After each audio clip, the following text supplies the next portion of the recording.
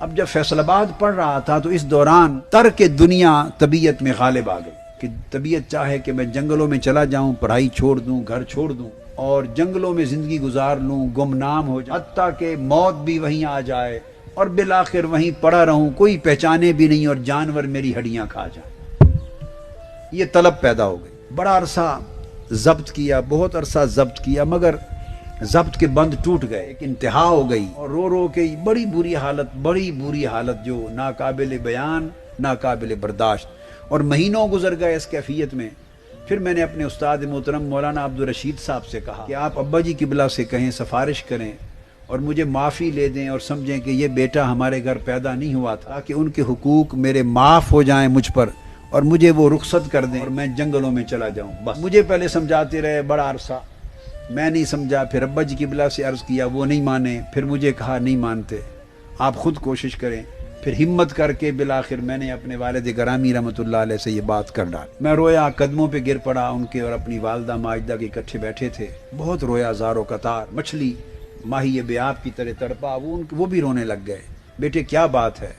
میں نے کہا بات تو میں بتاتا ہوں، آپ وعدہ کر لیں کہ میری بات مان لیں گے۔ فرمایا بیٹے ایسا تو نہیں وعدہ کر سکتے۔ تو پھر میں نے عرض کیا، میں نے کہا بات یہ ہے کہ میرا دل اس دنیا سے اچاٹ ہو گیا، میں اس دنیا میں نہیں رہنا چاہتا، جو پڑھ لیا، جو دنیا میں دیکھ لیا، جو ہو گیا بس کافی، مجھے آپ معاف کر دیں اور یہ سمجھیں کہ یہ بیٹا، دو بھائی اور ہو گئے تھے، چھوٹے تھے مجھ سے، میں نے کہا وہ بیٹے ہیں، اللہ انہیں سلامت رکھے، آپ کی خدمت کریں گے، مجھے بھول جائیں، سمجھیں بھئی یہ ہمارے گھر پیدا نہیں ہوا تھا۔ وہ مجھے فرمانے لگے بیٹے آپ پیدا کیا، میں نے تو کعبۃ اللہ کا غلاف تھام کر مقام ملتزم پر میں نے تو اللہ سے مانگ کے لیا تھا، آپ کہہ رہے ہیں سمجھیں پیدا ہی نہیں ہوا تھا، میں نے تو کسی مقصد کے لیے مانگ کے لیا تھا۔ وہ اپنے دلائل سے مجھے سمجھاتے رہے، میں اپنی طبیعت کا مجبوریاں بتاتا رہا کہ میں نہیں رہ سکتا، مر جاؤں گا، کسی رات میری روح قفس انصری سے پرواز کر جائے گی، میری حالت غیر ہے۔ اس طرح چلتا رہا۔